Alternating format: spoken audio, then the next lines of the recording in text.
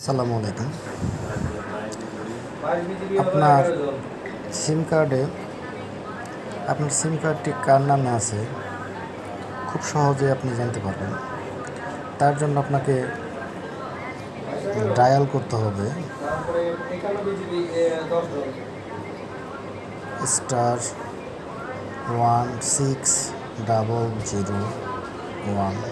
*16001#।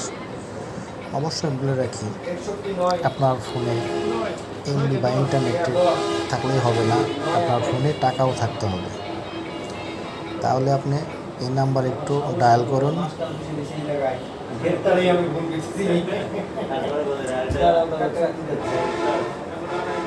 চলে আসছে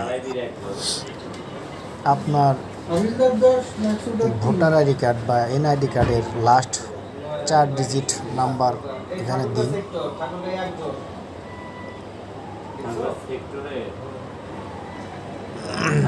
তাহলে বুঝতে পারবেন। একটা মেসেজ চলে আসছে অলরেডি। এই মেসেজে গিয়ে চেক করুন যে আপনার ভোটার আইডি কার্ডে কার কার নাম্বার আছে। দেখুন আমার এখানে শো করছে লাস্ট নাম্বার কোনটা কোনটা আছে। আপনারা এই সেগুলো সহজে চেক করতে পারবেন। আসসালামু আলাইকুম।